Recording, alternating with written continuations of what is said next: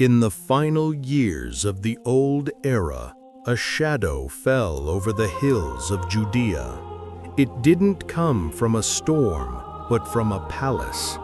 King Herod the Great, the man who built the gleaming temple of Jerusalem, was dying.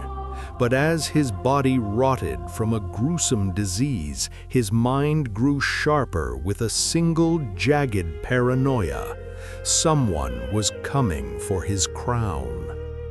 When the three magi from the east arrived asking for a newborn king, they weren't just bringing gifts, they were accidentally lighting a fuse.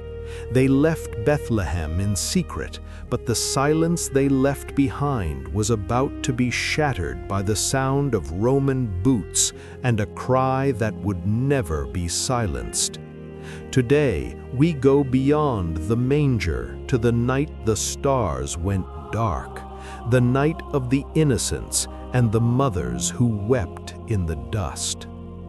Herod was a king without a conscience.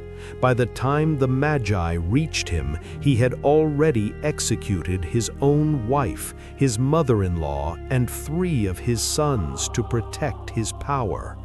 He was a man who preferred to be feared than loved.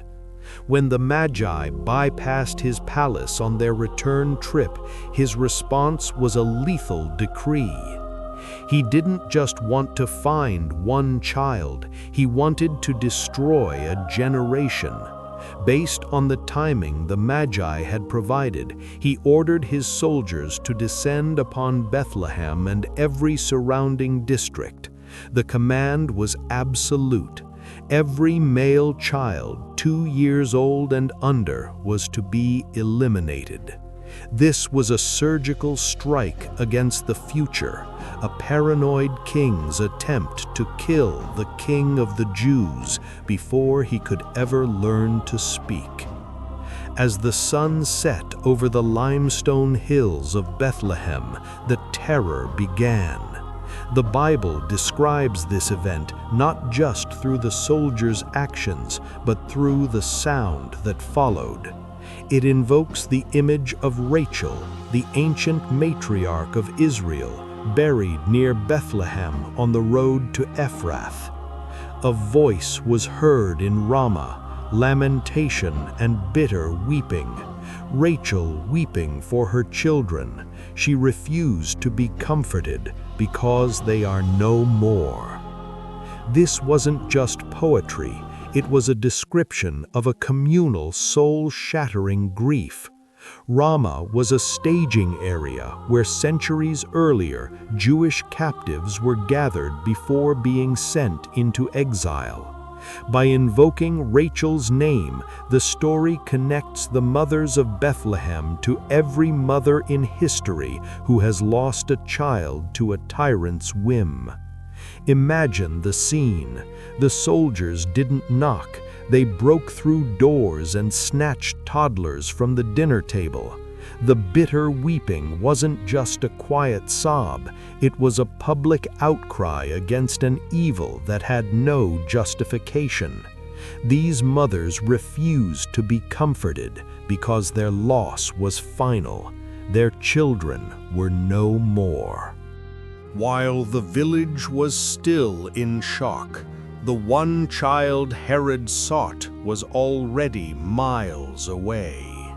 Warned by an angel in a dream, Joseph had taken Mary and the infant Jesus and fled in the dead of night. They became refugees, walking the Via Maris, the way of the sea, toward Egypt.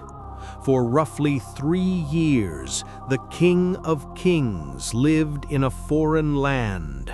He likely grew up in a Jewish community in the Nile Delta, perhaps Alexandria, hearing the sounds of a foreign tongue and watching the sunrise over a different river.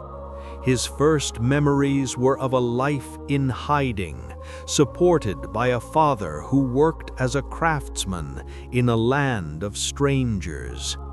The gold brought by the Magi, intended for a king, was likely what paid for their bread and protection as they waited for the shadow of Herod to pass.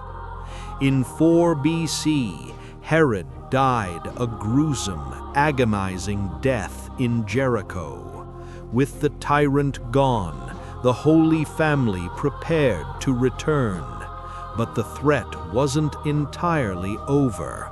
Herod's son, Archelaus, had taken the throne in Judea, and he was known to be even more brutal than his father. Fearing for the child's safety, they bypassed the blood-stained hills of Bethlehem and headed north. They settled in the humble, dusty town of Nazareth in Galilee. Here, Jesus began his ordinary years, learning to read the Torah in the local synagogue and helping his father in the workshop. He survived the sword so that he could one day heal the very grief that had flooded his birthplace. The weeping in Rama reminds us that the story of Jesus isn't a fairy tale. It's a story born in the middle of real human pain. It tells us that God registers every tear of every mother and every act of injustice. Jesus survived the sword of a king as a toddler, so he could eventually face a cross for the world. If you are in a season of weeping, if you feel a loss that no one can comfort, remember that the Savior was a child of that same sorrow. He didn't avoid our pain. He was born right into the heart of it. If this story moved you, share it to honor the memory of those who were lost.